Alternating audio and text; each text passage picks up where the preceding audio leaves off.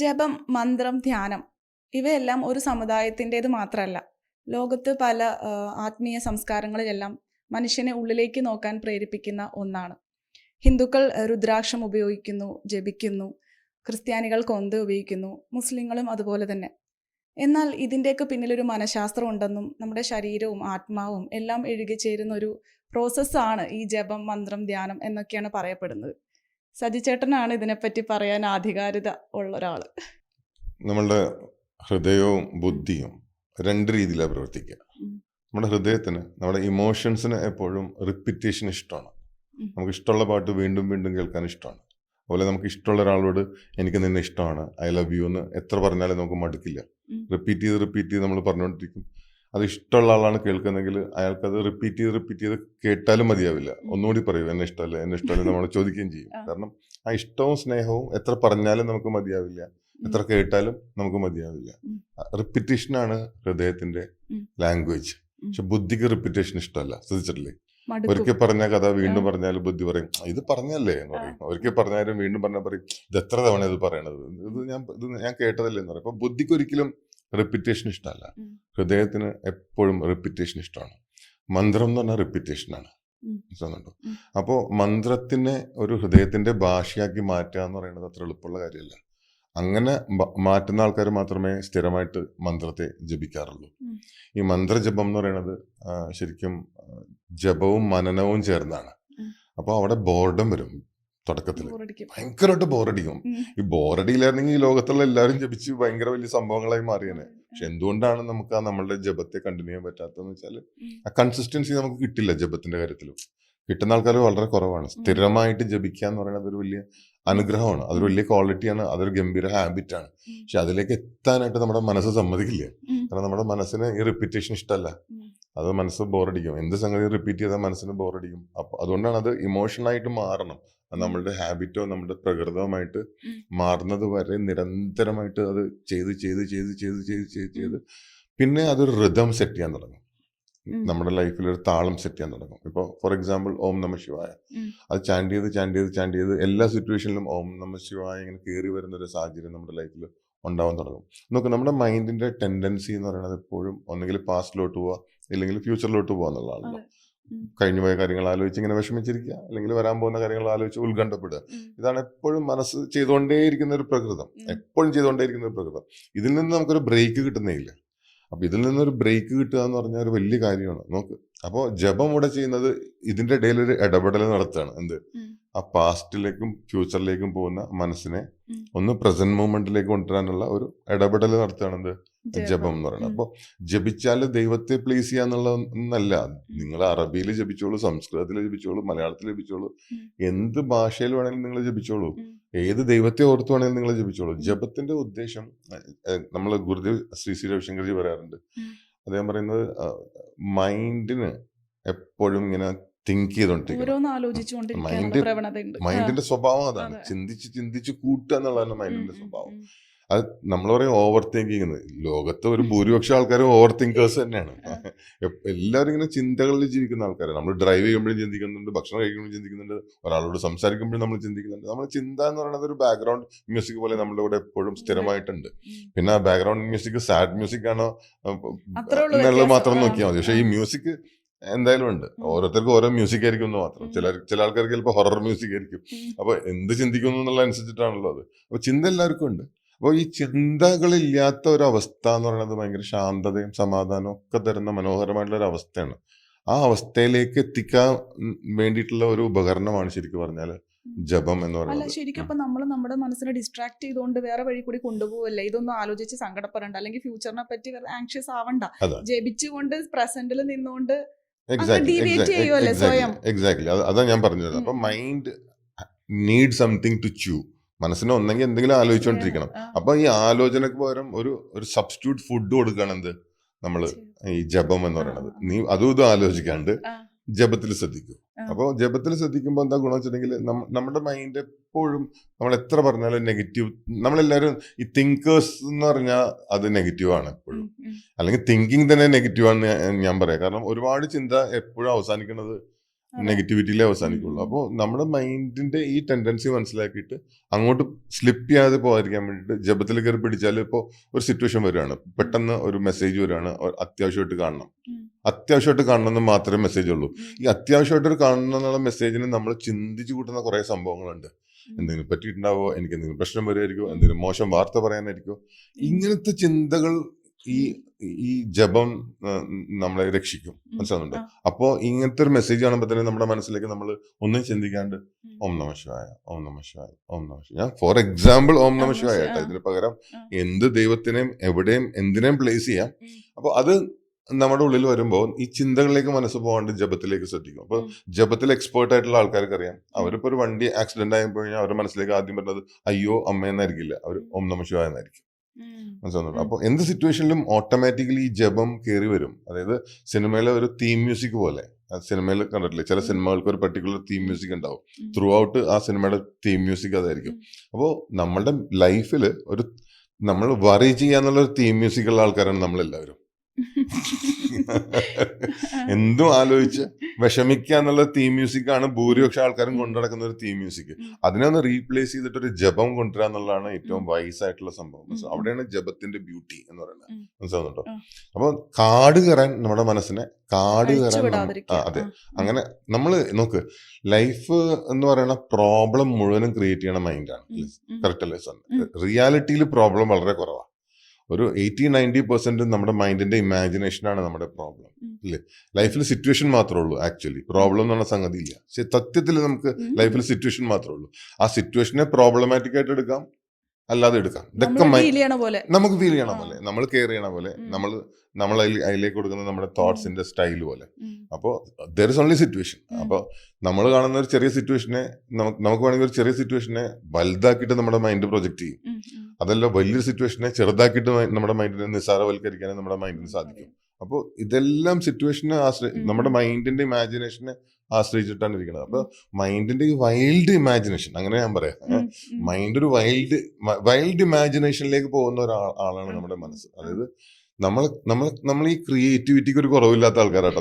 നമ്മൾ ഈ cinema സംവിധായകർക്കും music ഡയറക്ടേഴ്സിനും കവികൾക്കും കഥാകൃത്തുകൾക്കും മാത്രമേ ക്രിയേറ്റിവിറ്റി, നമ്മളൊക്കെ ഭയങ്കര ക്രിയേറ്റിവിറ്റി, അതായത് ചിന്തിച്ചു കൂട്ടുന്ന കാര്യത്തില്, അതും ഭീകരമായി ചിന്തിച്ച് സ്വയം ഭയക്കുന്ന കാര്യത്തിൽ ഭയങ്കരമായിട്ട് ക്രിയേറ്റിവിറ്റി ഉള്ള ആൾക്കാരാണ് നമ്മൾ. ഞാൻ എപ്പോഴും പറയും, നമ്മളെല്ലാവരും ഈ ഹൊറർ സിനിമ പ്രൊഡ്യൂസേഴ്സ് ആണെന്ന് പറയും. അതായത് നമ്മുടെ മനസ്സിൽ ഹൊറർ സിനിമ ഉണ്ടാക്കി നമ്മൾ തന്നെ അത് ആലോചിച്ച് പേടിച്ച് നമ്മൾ തന്നെ വിഷമിക്കുന്ന, നമ്മൾ തന്നെ കാണുന്ന സിനിമ നമ്മൾ തന്നെ ഡയറക്റ്റ് ചെയ്യുന്ന അവസ്ഥയാണ്. അതാണ് മൈൻഡിന്റെ വൈൽഡ് ഇമാജിനേഷൻ എന്ന് പറയുന്നത്. അപ്പൊ ഇങ്ങനെയൊക്കെ കാട് കയറി നമ്മുടെ മനസ്സിനെ, നമ്മുടെ ലൈഫിനെ ഏറ്റവും കൂടുതൽ ടോർച്ചർ ചെയ്യണ ആരാണ്? നമ്മളല്ലാണ്ട് വേറെ. നമ്മൾ വെറുതെ പറയും അയാൾ എന്നെ മാനസികമായി പീഡിപ്പിച്ചു, ഇയാൾ എന്നെ മാനസികമായി പീഡിപ്പിച്ചു, വെറുതെ പറയാണ്. കാരണം മാനസികമായിട്ട് ഇപ്പൊ അനുപമൊക്കെ എന്റെ മനസ്സിന്റെ ഉള്ളിൽ കയറി എന്നിട്ട് എനിക്ക് വേണ്ടിയിട്ട് ചിന്തിക്കാൻ പറ്റുമോ? ഇല്ല. അനുപമ എന്ത് പറയുന്നു, പിന്നെ അതിന്റെ ബാക്ക്ഗ്രൗണ്ട് ആയിട്ടുള്ള തോട്ട്സ് മുഴുവൻ ക്രിയേറ്റ് ചെയ്യണ ആരാണ്?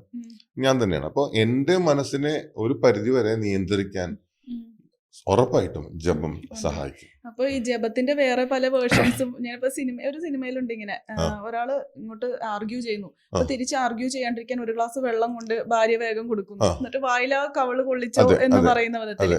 അപ്പൊ ഇതൊക്കെ ഓരോ ഈ പറഞ്ഞ പോലത്തെ ടെക്നിക്കുകളാണ് നമ്മുടെ മൈൻഡിനെ കൺട്രോൾ ചെയ്യാൻ വേണ്ടിട്ട്, അല്ലെ? അതിലൊന്നാണ് നമുക്ക് ഒരു പോസ് ആവശ്യമുണ്ട്. നമുക്ക് ഈ പോസ് ബട്ടൺ, ലൈഫിൽ എപ്പോഴും ഒരു പോസ് ബട്ടൺ വേണം. അപ്പൊ നമ്മൾ ഫോൺ വരുമ്പോൾ ചാടിപ്പടഞ്ഞ് എടുക്കുമ്പോൾ നമ്മളുടെ റിയാക്ഷനും നമ്മുടെ റെസ്പോൺസും ചിലപ്പോൾ നന്നാവില്ല. നേരെ മറിച്ച് ഫോൺ റിങ് ചെയ്യുമ്പോൾ ഒരു 5 സെക്കൻഡ് ഹോൾഡ് ചെയ്തിട്ട് ഫോൺ എടുക്കുമ്പോൾ നമ്മൾ കുറച്ചുകൂടി നന്നായിട്ട് നമ്മൾ പ്രതികരിക്കും. അതുപോലെ നമുക്ക് ഒരാൾ നമ്മളെ ദേഷ്യപ്പെടുത്തുമ്പോൾ അപ്പൊ തന്നെ തിരിച്ചു പറയുമ്പോൾ നമ്മുടെ വാക്കുകൾ കറക്റ്റ് ആവില്ല, നമ്മളുടെ തീരുമാനം കറക്റ്റ് ആവില്ല, നമ്മൾ പറയുന്ന കാര്യങ്ങളും കറക്റ്റ് ആവില്ല. നേരെ മറിച്ച് ഒന്ന് പോസ്, ആ പോസിലേക്ക് നമ്മളുടെ മൈൻഡിനെ കൊണ്ടുവരാൻ ജപം നമ്മളെ സഹായിക്കും.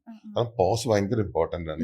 ഞാൻ കുറച്ചു കാലം മുമ്പ് എ.ആർ. റഹ്മാന്റെ ഒരു ഇന്റർവ്യൂവിൽ അദ്ദേഹം പറഞ്ഞ ഒരു കാര്യമുണ്ട്, എന്റെ ലൈഫിൽ എന്നെ ഏറ്റവും കൂടുതൽ രക്ഷിച്ചിട്ടുള്ളത് പോസ് ആണെന്ന്. Because I pose four everything. ഒരാളോട് റെസ്പോണ്ട് ചെയ്യുമ്പോൾ ഇത് വേണോ എന്ന് ഞാൻ ഒന്ന് പോസ് ചെയ്യും. അതുപോലെ എന്തിനോടും ഞാനൊന്ന് പോസ് ചെയ്തിട്ടേ പെട്ടെന്ന് ഞാൻ ഒരിക്കലും പ്രതികരിക്കാറില്ല എന്ന്. ആ പോസിങ് നമുക്കില്ലാത്തൊരു സംഭവമാണ് ഈ പോസിങ് എന്ന് പറയുന്ന സംഭവം. ആ പോസിങ്ങിലേക്ക് നമ്മൾ എത്തിക്കാനായിട്ട് മൈൻഡ് ഒന്ന് സ്റ്റില്ലാവും, മൈൻഡ് ഒന്ന് കാമാവും. ജപത്തിലൂടെ ഒരു ദൈവമല്ല നമ്മളെ അനുഗ്രഹിക്കുന്നത്, ജപത്തിലൂടെ നമ്മുടെ മൈൻഡ് കാമാവുന്നതാണ് ഏറ്റവും വലിയ അനുഗ്രഹം. നമ്മുടെ മനസ്സിന്റെ ഒരു കൺട്രോൾ നമ്മൾ ഏറ്റെടുക്കുന്നതിനെയാണ് ഈ ജപം എന്ന് പറയുന്നത് അല്ലെ? എക്സാക്ട്ലി ആ, അങ്ങോട്ടും ഇങ്ങോട്ടും ഒന്നും പോവാണ്ട് കയ്യിൽ പോകണ്ട. പിടിക്കുക എന്നുള്ളത്. അപ്പൊ ഈ ജപം എന്ന് വെച്ചാൽ ഞാൻ സജിച്ചേട്ടന്റെ വീഡിയോസ് പണ്ട് മുതലേ കാണുന്നതുകൊണ്ട് തന്നെ ഈ ജപം ഒരു 7-8 മാസം മുന്നേ ഇങ്ങനെ, അതായത് ഈ പറഞ്ഞ പോലെ നമ്മളുടെ ജീവിതത്തിൽ ഭയങ്കര ഒരു ടോർച്ചറും സംഭവങ്ങളൊക്കെ ഉണ്ടായപ്പോ ഉം. കൂടുതൽ ആലോചിക്കാണ്ടിരിക്കാൻ വേണ്ടി നമ്മുടെ ആ, മനസ്സിനെ അതെ, കണ്ടെത്തി. അതെ, അപ്പൊ ഈ അതെ. രാവിലെ ഒരു അതെ. നിശ്ചിത സമയത്തിൽ ഒരു അതെ. ഓം നമഃ ശിവായ ജപിക്കുക അല്ലെങ്കിൽ എന്തെങ്കിലും, അതെ, പിന്നെ അതൊരു റുട്ടീനായി മാറി ആ. ലൈഫിന്റെ. കറക്റ്റ്. പിന്നെ കുറച്ച് നാൾ ഓം നമഃ ശിവായ ജപിച്ചു കഴിഞ്ഞപ്പോ നമുക്കൊന്ന് എന്താണ് ദൈവത്തിനെ മാറ്റി പിടിക്കാം, ആ. അങ്ങനെ വേറെ കാളയുടെ ഒരു ആ. ജപായി. അത് കഴിഞ്ഞ് പിന്നെ അയ്യപ്പന്റെ സമയം വന്നപ്പോ ശബരിമല ഡിസംബറായി, എന്നാ അയ്യപ്പനെ പിടിക്കാം. ഉം. അപ്പൊ ഇങ്ങനെ നമ്മളുടെ മനസ്സിന് നമ്മൾക്ക് ആ ടെക്നിക്ക് അതെ, പറഞ്ഞു അതെ, തരുവാണ് അതെ. എങ്ങനെ എസ്കേപ്പ് ആവണം അതെ, എന്നുള്ളത്. പിന്നെ എനിക്ക് തോന്നി ഈ ജപിച്ച് ഞാൻ ഇതൊരു മാനിഫെസ്റ്റ് ചെയ്തു എന്തൊക്കെയോ. ഉം, ഉം. ആ മാനിഫെസ്റ്റേഷൻ എന്നിലേക്ക് വന്നതും ഞാൻ ശരിക്കും അതെ, അറിഞ്ഞതാണത്. അതെ. അങ്ങനെയില്ലേ നമ്മൾ ഒരുപാട് കാലം 100%. സി, നമ്മള് റിപ്പീറ്റ് ചെയ്ത് ചിന്തിക്കുന്ന ഒരു കാര്യമുണ്ടല്ലോ, ഉം. എപ്പോഴും നമ്മൾ റിപ്പീറ്റഡ് തോട്ട്സിലൂടെ നമ്മൾ വീണ്ടും വീണ്ടും ചിന്തിക്കുന്ന ഒരു കാര്യം, അത് നമ്മുടെ ഫീലിങ്സ് ആയിട്ട് മാറും. ആ മാറും. ഫീലിങ്സ് ആയി മാറിക്കഴിഞ്ഞാൽ ഓഫ് കോഴ്സ് അത് സംഭവിച്ചിരിക്കും. നമ്മൾ എപ്പോഴും ശ്രദ്ധിച്ചോളൂ, നമ്മൾ ഈ രണ്ടാമത്തെ സ്റ്റെപ്പാണ് നമ്മളിപ്പോൾ കുറെ ആലോചിക്കുന്ന കാര്യം പിന്നെ നമ്മൾ സ്വപ്നം കാണാൻ തുടങ്ങും. ശ്രദ്ധിച്ചിട്ടില്ലേ? കറക്റ്റ്. അത് മോശമാണെങ്കിലും നല്ലതാണെങ്കിലും നമ്മൾ ഒരുപാട് ചിന്തിക്കുന്ന കാര്യം നമ്മുടെ സ്വപ്നത്തിൽ വരാൻ തുടങ്ങും. സ്വപ്നത്തിൽ വരാൻ തുടങ്ങി കഴിഞ്ഞാൽ ഉറപ്പിച്ചോളൂ, അത് നമ്മുടെ ഫീലിങ്സ് ആയി മാറി, നമ്മുടെ ഇമോഷൻസ് ആയി മാറി. അത് 100% മാനിഫെസ്റ്റ് ചെയ്യാനുള്ള സാധ്യത വളരെ കൂടുതലാണ്. നടക്കാനുള്ള അതെ. സാധ്യത. അപ്പൊ ഈ മോശം കാര്യങ്ങളിലേക്ക് അങ്ങനെ സ്ലിപ്പ് ചെയ്ത് അത് മാനിഫെസ്റ്റ് ചെയ്യാതിരിക്കാൻ വേണ്ടിയിട്ട് എപ്പോഴും നമ്മളെ സഹായിക്കുന്ന ഒരു സംഭവമാണ് ഈ ഓം നമഃ ശിവായ. ഞാൻ എന്നോട് ഭയങ്കര പാനിക് അറ്റാക്ക്, ആൻസൈറ്റി കൂടുതൽ എന്നൊക്കെ പറയുന്ന ആൾക്കാരോട് ഞാൻ എപ്പോഴും പറയും ജപിക്കാൻ പറയും. കാരണം വേറെ ഒന്നിനുമല്ല, ദൈവം അനുഗ്രഹിക്കാനല്ല, മൈൻഡിനെ ഡൈവേർട്ട് ചെയ്യാൻ. നിരീശ്വരവാദികൾക്കും ജപിക്കാന്നുള്ളതാണ്. 100% നിരീശ്വരവാദികളാണ് ശരിക്കും ജപിക്കേണ്ടത്. ഈശ്വരവാദികളായി മാറാനല്ല, മനസ്സ് ശാന്തമാവാൻ വേണ്ടി മാത്രം. നിരീശ്വരവാദി ആയാലും നമ്മൾ ഏതൊരു ഇസത്തിലും മുറുകെ പിടിച്ചാലും അവിടെയൊക്കെ ടെൻഷനും സഫക്കേഷനും തന്നെ ഉണ്ടാവും. നിരീശ്വരവാദം എന്ന് പറയുന്നത് ഒരു വിശ്വാസമാണല്ലോ. അതെ, അതാണ്. ഈ ഈശ്വരൻ ഇല്ലാന്ന് വിശ്വസിക്കുന്നത് ഒരു വിശ്വാസമാണല്ലോ. വിശ്വസിക്കാണ്ട് ഇവിടെ ജീവിക്കാൻ പറ്റില്ല. ഈശ്വരൻ ഇല്ല എന്നുള്ളത് ഒരു വിശ്വാസമാണ്. അപ്പോ ജപത്തിന്റെ ഒരു ഫോർമാറ്റും ഫോർമുലയും ഇങ്ങനെയാണ്. പക്ഷെ ധ്യാനത്തിലേക്ക് വരുമ്പോ അതായത് ഇപ്പൊ അടങ്ങിയിരിക്കാൻ പറ്റാത്ത ആൾക്കാരുണ്ട്, അവരെ ധ്യാനിപ്പിക്കാൻ ഭയങ്കര പാടാ. ധ്യാനത്തിലേക്ക് എനിക്ക് തോന്നുന്നു ജപിച്ച് അടുത്ത സ്റ്റെപ്പ് ആയിരിക്കോ ധ്യാനത്തിലേക്ക് പോവാ. ജപം നമ്മുടെ മൈൻഡിനെ സൈലന്റ് ആക്കും. അപ്പൊ അത് തന്നെയാണ് ധ്യാനം. അത്രേ ഉള്ളൂ ധ്യാനം. The art of doing nothing ആണ് മെഡിറ്റേഷൻ എന്ന് പറയുന്നത്. അതായത് ഒന്നും ചിന്തിക്കാത്ത ഒരു സ്പേസിൽ, അതായത് നമ്മളിപ്പോ ഇങ്ങനെ കണ്ണടച്ചിരുന്ന നമുക്ക് എത്ര തോട്ട്സ് പാസ് ചെയ്യേണ്ടതെന്ന് ഒബ്സർവ് ചെയ്താൽ മനസ്സിലാവും. ഒരുപാടുണ്ട്. ഈ റോഡിലെ ട്രാഫിക് പോലെ, വാഹനങ്ങൾ പോലെ തോട്ട്സ് ഇങ്ങനെ പോയിക്കൊണ്ടിരിക്കുകയാണ്. പക്ഷെ ചില സമയത്ത് ഈ തോട്ട്സിന്റെ ഇടയിൽ ഒരു ഗ്യാപ്പ് കിട്ടും നമുക്ക്. ചിലപ്പോൾ നമ്മൾ ഇത്തിരി റിലാക്സ്ഡ് ആണെങ്കിൽ ഒരു ചിന്ത കഴിഞ്ഞ് അടുത്ത ചിന്ത വരാൻ ഒരു ചെറിയ സ്പേസ് കിട്ടും. ആ സ്പേസിനാണ് നമ്മൾ മെഡിറ്റേഷൻ എന്ന് പറയുന്നത്. ആ സ്പേസ് കൂടുന്നതിനനുസരിച്ച് ജീവിതത്തിൽ സ്വസ്ഥത കൂടും, സമാധാനം കൂടും, ശാന്തി കൂടും, ആനന്ദം കൂടും. അത് കുറയുന്നതനുസരിച്ചിട്ട് പിരിമുറുക്കം കൂടും, സ്ട്രെസ് കൂടും, ആൻസൈറ്റി കൂടും, ഈ പറഞ്ഞ പോലെ പാനിക് അറ്റാക്ക്, പിന്നെ മരുന്ന് കഴിക്കുക, നല്ല കലാപരിപാടികളിലേക്ക് നമ്മൾ പോകേണ്ടി വരും. നമ്മളെപ്പോഴും ഒരു ഡോക്ടറിന്റെ അടുത്ത് പോയിട്ടും എന്താ പറയാ സ്ട്രെസ്സിന് മരുന്ന് കഴിക്കുക അല്ലെങ്കിൽ ഉറക്കമില്ലായ്മക്ക് മരുന്ന് കഴിക്കാനുള്ള കാരണം എന്താ? ചിന്തകൾ കൊണ്ട് നമുക്ക് പൊറുതി മുട്ടുമ്പോഴാണ്. കറക്റ്റ്. ഞാൻ പറഞ്ഞ മനസ്സിലുണ്ടോ? ഇപ്പൊ ഒരാൾക്കും പറയാൻ പറ്റില്ല ഞാൻ ഭയങ്കര ഹാപ്പി ആട്ടാ, പക്ഷെ എനിക്ക് ഇഷ്ടം പോലെ ചിന്തകളാണെന്ന് പറഞ്ഞാൽ നടക്കില്ല. കാരണം ഹാപ്പി ആണെങ്കിൽ അതിന്റെ അർത്ഥം ചിന്തകൾ കുറവാണെന്നാണ്. പീസ്ഫുൾ ആണെന്ന് വെച്ചാൽ അതിന്റെ അർത്ഥം ചിന്തകൾ കുറവാണെന്നാണ്. അപ്പൊ ഈ ചിന്തകളുടെ ഇടയിലുള്ള സ്പേസിനെ നമുക്ക് വർദ്ധിപ്പിക്കാനായിട്ടാണ് നമുക്ക് മെഡിറ്റേഷന്റെ ആവശ്യം. ഈ ബുദ്ധിയും മെഡിറ്റേഷനും ഒക്കെ ആയിട്ട് എന്തെങ്കിലും ബന്ധമുണ്ടോ? അല്ല, ബുദ്ധി കൂടുതൽ ഷാർപ്പാവും. മെഡിറ്റേഷൻ നമ്മുടെ അവയർനെസ് വർദ്ധിപ്പിക്കും. ശരിക്കും നമ്മൾ കൂടുതൽ അവെയർ ആവും. ബുദ്ധി എന്നുള്ളതിനേക്കാൾ കൂടുതൽ അവയർനെസ് ഉണ്ടല്ലോ. നമ്മുടെ ആ സൂക്ഷ്മത, നമ്മുടെ അവബോധം വർദ്ധിക്കും. പലപ്പോഴും നമ്മളിപ്പോ ആബ്സെന്റ് മൈൻഡഡ് ആവുകയെന്ന് പറയില്ലേ, അതുപോലെ അല്ലെങ്കിൽ നമ്മളുടെ അറ്റൻഷൻ സ്പാൻ കുറഞ്ഞു വരുന്നു. ഇപ്പൊ സോഷ്യൽ മീഡിയ അഡിക്ഷൻ ഒക്കെ കാരണം നമ്മുടെ ശ്രദ്ധ കുറഞ്ഞു വരുന്നു. ആ ശ്രദ്ധ കൂടും നമ്മളുടെ മെഡിറ്റേഷൻ കൂടുമ്പോൾ. അപ്പൊ ഇതൊക്കെ ടൂൾസ് ഒക്കെ മാറ്റി വെച്ചിട്ട് കുറച്ച് സമയം നമ്മൾ എന്നും നമ്മുടെ ലൈഫിൽ കൊടുക്കണം. ഇന്ന സമയം സമയമൊന്നുമില്ല. എംപ്റ്റി സ്റ്റൊമക്ക് ആണെങ്കിൽ കുറച്ചും കൂടി നല്ലതായിരിക്കും രാവിലെ ആണെങ്കിൽ. പിന്നെ ഈ രാവിലത്തെ ഒരു എനർജി ഉണ്ട്. ആ എനർജി നമ്മളെ മെഡിറ്റേഷന് കുറച്ചും കൂടി ഹെൽപ്പ് ചെയ്യും. രാവിലത്തെ ഒരു സൈലൻസ്, രാവിലത്തെ ഫ്രഷ്നെസ്, പ്രകൃതി വളരെ സാത്വികമായിട്ട് നിൽക്കുന്ന ഒരു അന്തരീക്ഷം, അങ്ങനത്തെ ആ ഒരു അറ്റ്മോസ്ഫിയർ എപ്പോഴും ഇതിന് ഐഡിയൽ ആണ് ശരിക്കും. ഇതിന്റെ ഒരു ഭാഗം തന്നെയല്ലേ നമ്മൾ പ്രാർത്ഥന എന്ന് പറയുന്നത്. 100%. പക്ഷെ അപ്പോഴും പ്രാർത്ഥന മനസ്സിനെ നിശബ്ദതയിലേക്ക് കൊണ്ടുപോകാൻ സാധിക്കണം. പ്രാർത്ഥിച്ച് അയ്യോ ദൈവമേ പ്രാർത്ഥിച്ചൊക്കെ നടക്കുമെന്ന് ആലോചിച്ചാൽ പിന്നെ പ്രാർത്ഥന ഞാൻ പ്രാർത്ഥിച്ചൊക്കെ ശരിയാവോ ദൈവമേ എന്ന് ആലോചിക്കുന്ന ഒരു പ്രാർത്ഥന അല്ലല്ലോ. പ്രാർത്ഥനയുടെ ഉദ്ദേശം എന്താ? പ്രാർത്ഥിച്ച് ദൈവമേ ഞാൻ എന്റെ കാര്യങ്ങളൊക്കെ അങ്ങേ ഏൽപ്പിക്കുകയാണ്, എന്റെ ആഗ്രഹങ്ങൾ അങ്ങേ ഏൽപ്പിക്കുകയാണ്, ഇതെനിക്ക് കൊള്ളാവുന്നതാണെങ്കിൽ അങ്ങ് നടത്തിത്താ, അതല്ല അങ്ങയുടെ കയ്യിൽ ഇതിനേക്കാളും ബെറ്റർ പ്ലാൻ എന്തെങ്കിലും ഉണ്ടെങ്കിൽ അത് നടത്തിത്താ എന്നിട്ട് അതവിടെ ഉപേക്ഷിക്കാൻ നമുക്ക് സാധിക്കണം. അല്ലാണ്ട് ഏൽപ്പിച്ചൊരു കാര്യം പിന്നെ നടക്കുമോ എന്ന് ആലോചിച്ച് നടന്ന ആ പ്രാർത്ഥനയുടെ സുഖം പോകും. അപ്പൊ നമ്മൾ പറയില്ലേ ഗോഡ് ഹാസ് പ്ലാൻസ്, അതെ. നമ്മൾ അങ്ങടെ ഇങ്ങനെ ഇരുന്ന് കൊടുത്താൽ സറണ്ടറിങ് എന്ന് പറഞ്ഞ സാധനം ഉണ്ടല്ലോ, അതാണ് സറണ്ടറിങ്, സമർപ്പണം, വിട്ടുകൊടുക്കുക എന്നുള്ളത്. വിട്ടുകൊടുക്കുക, ഇത് എന്നെ കൊണ്ട് ഞാൻ ചെയ്യാവുന്നൊക്കെ ചെയ്തു കഴിഞ്ഞു, ഇനി അങ്ങ് നോക്കിക്കോളൂ, എന്റെ കയ്യിലല്ല ഇനി. ബാക്കി ഇനി എന്റെ കയ്യിലല്ല, റിസൾട്ട് ഇനി എന്റെ കയ്യിലല്ല, അങ്ങ് എന്താ വെച്ചാൽ തീരുമാനിച്ചോളൂ. അപ്പൊ നമ്മൾ ഫ്രീ ആയി. ഈ സറണ്ടറിങ്, മാനിഫെസ്റ്റേഷൻ, ഇങ്ങനെ കുറേ വാക്കുകൾ ഇപ്പൊ പണ്ടേ ഇതുണ്ട്. അതെ, പക്ഷെ ഈ ഒരു തീർച്ചയായിട്ടും. മോഡേൺ സൊസൈറ്റിയിൽ ഇത് ഭയങ്കരമായിട്ട് മാനിഫെസ്റ്റേഷൻ ഗുരുക്കന്മാർ ഒരുപാട് പേരുണ്ട്, അതെ. ക്ലാസ്സസ് ഒക്കെ എടുക്കുന്നു, കോച്ചിങ് ഉണ്ട്, അതെ. ഈ ക്യാമ്പുകൾ വരെ. ഈ ഉണ്ട്. ക്യാമ്പിന്റെ വീഡിയോസ് ഒക്കെ പലതും ഞാൻ കാണുമ്പോഴത്തേക്കും ആൾക്കാർ ഇങ്ങനെ കരഞ്ഞ് നിലവിളിച്ച് വീഴുന്നു, നിലത്ത് കിടന്ന് ഉരുളുന്നു. ആ ഉപദേശിക്കുന്ന ആ ഗുരുവിന്റെ അടുത്ത് കരഞ്ഞ് ഇങ്ങനെ ഓരോന്ന് പറയുമ്പോൾ മനുഷ്യർ ഇന്നത്തെ കാലത്ത് എന്തൊക്കെയോ പ്രശ്നങ്ങളിലൂടെയാണ് അതെ, ഒരുപാട് അല്ലേ. തീർച്ചയായിട്ടും. അപ്പൊ അവർക്കൊക്കെ ഏറ്റവും നല്ലൊരു മരുന്നാണിത്. അല്ല, ഈ നമ്മളുടെ ഏറ്റവും വേണ്ട ഒരു സ്കില്ല് മൈൻഡിനെ കാമാക്കാൻ വേണ്ട സ്കില്ലാണ്. അതല്ലെങ്കിൽ നമുക്കും പ്രോബ്ലമാണ്, നമ്മുടെ കൂടെ ജീവിക്കുന്ന ആൾക്കാർക്കും പ്രോബ്ലമാണ്. നമ്മളെപ്പോഴും മറ്റുള്ളവർക്ക് ഒരു ബാധ്യതയും മാറും. നമ്മുടെ മനസ്സ് സ്വസ്ഥമല്ലാത്ത മനസ്സിന്റെ ഒരു ഉടമ ബാക്കിയുള്ളവരുടെയും സ്വസ്ഥത കളഞ്ഞിരിക്കും. വർത്താനം പറഞ്ഞു അതെ, പറഞ്ഞു ഒന്നെങ്കിൽ വർത്താനം പറയും, അല്ലെങ്കിൽ പ്രശ്നങ്ങൾ ഉണ്ടാക്കും. ഓക്കെ. അപ്പൊ സ്പിരിച്വാലിറ്റി ആയിട്ട് ഇത് ബന്ധപ്പെട്ട നമുക്ക് കിടക്കാണ്. ഇതിനെ സ്പിരിച്വാലിറ്റി എന്ന് വിളിക്കാമെങ്കിൽ ഇതിനെ സ്പിരിച്വാലിറ്റി എന്ന് വിളിക്കാം. പക്ഷെ ഇതാണ് ഒരു ക്വാളിറ്റി ലിവിംഗ് എന്ന് പറയാം. നമുക്ക് സ്പിരിച്വാലിറ്റി എന്നുള്ള വാക്ക് മാറ്റി വെച്ചിട്ട് ലൈഫിന്റെ ഒരു ക്വാളിറ്റി എന്ന് പറഞ്ഞാൽ ഇതാണ്. ഒരു നല്ല ഹെൽത്തി മൈൻഡ് ഉണ്ടാവുക ആണ് ഹെൽത്തി ബോഡി പോലെ തന്നെ ഏറ്റവും മുഖ്യമായിട്ടുള്ള ഒരു കാര്യമാണ്. നമ്മളെപ്പോഴും ബോഡി ശ്രദ്ധിക്കും, പക്ഷെ മൈൻഡിന്റെ ഹെൽത്ത് നമ്മൾ ശ്രദ്ധിക്കാറില്ല. ഇടയ്ക്കൊക്കെ നമ്മൾ നമ്മളിലേക്ക് തന്നെ അതെ, തിരിഞ്ഞു നോക്കണം. ഇടയ്ക്ക് ഇപ്പൊ ഞാൻ ഏറ്റവും കൂടുതൽ പറയാൻ ആഗ്രഹിക്കുന്ന ഒരു കാര്യം, ഇപ്പൊ അനുപമയുടെ കയ്യിലുള്ള ഫോൺ, ഇതിന് ഫീച്ചേഴ്സ് ഒരുപാടുണ്ട്. ഫീച്ചേഴ്സ് നമുക്ക് അറിഞ്ഞുകൂടാത്ത ഇഷ്ടംപോലെ ഫീച്ചേഴ്സ് ഉണ്ട്. അതിൽ നമ്മളൊരു 20% ഫീച്ചേഴ്സ് പോലെ നമ്മൾ ഉപയോഗിക്കുന്നില്ല. അല്ല, ശരിയല്ല. നമ്മൾ മാക്സിമം എന്ത് ചെയ്യും, ഒന്നെങ്കിൽ എഡിറ്റിംഗ് ചെയ്യും, അല്ലെങ്കിൽ ഫോട്ടോ ചെയ്യും, അല്ലെങ്കിൽ ആൻസർ ചെയ്യും, അല്ലെങ്കിൽ മെസ്സേജ് ചെയ്യും. അങ്ങനെ അതിന്റെ ഫീച്ചേഴ്സിൽ ഒരു 20% നമ്മൾ ചെയ്യുന്നുള്ളൂ. അതുപോലെ തന്നെ നമ്മൾ മനുഷ്യന് ഒരുപാട് ഫീച്ചേഴ്സ് ഉണ്ട്. അപ്പോൾ അതേ ഫീച്ചേഴ്സ് മൃഗങ്ങൾക്കുണ്ട്. പക്ഷെ മൃഗങ്ങൾക്കില്ലാത്ത ഒരേ ഒരു ഫീച്ചർ ഉണ്ട് നമുക്ക്. അത് നമ്മൾ കൂടുതൽ എക്സസൈസ് ചെയ്യണില്ല. അല്ലെങ്കിൽ ഈ ലോകത്തെ 95% ആൾക്കാരും മനുഷ്യന്റെ ആ പ്രത്യേകത, മനുഷ്യന് മാത്രമുള്ള ഒരു ഫീച്ചർ ഉണ്ട്. ഒരു മൃഗത്തിനും ഒരു പക്ഷിക്കും ഒരു ജീവജാലങ്ങൾക്കും ഇല്ലാത്ത മനുഷ്യന് മാത്രമുള്ള ഒരു ഫീച്ചർ നമ്മൾ ഉപയോഗിക്കുന്നില്ല. ആ ഫീച്ചർ ഇതാണ്. നമുക്കൊക്കെ പുറത്തോട്ട് ഇപ്പൊ കാഴ്ച കാണാനും കേൾക്കാനും സ്പർശിക്കാനും ഇന്ദ്രിയങ്ങളിലൂടെ ഈ ലോകത്തെ എക്സ്പീരിയൻസ് ചെയ്യാനുള്ള ഒരു കഴിവ് നമുക്കുണ്ട്, മൃഗങ്ങൾക്കും ഉണ്ട്, എല്ലാവർക്കും ഉണ്ട്. അങ്ങനെ സുഖിക്കാനും കാണാനും കേൾക്കാനും അനുഭവിക്കാനും ഈ ലോകത്തെ എക്സ്പീരിയൻസ് ചെയ്യാനും നമുക്ക് സാധിക്കുന്നുണ്ട്. പക്ഷെ ഉള്ളിലോട്ട് തിരിയുക എന്ന് പറയുന്ന ഒരു സംഭവം ഉണ്ടല്ലോ. ഉള്ളിലോട്ട് തിരിയുക, നമ്മുടെ ഉള്ളിലേക്ക് തിരിയുക. ആ ഉള്ളിലേക്ക് തിരിയുക എന്നുള്ളൊരു ഫീച്ചർ ലോകത്ത് 2-3% ആൾക്കാരെ ഉപയോഗിക്കുന്നുള്ളൂ, അത് എക്സസൈസ് ചെയ്യുന്നുള്ളൂ.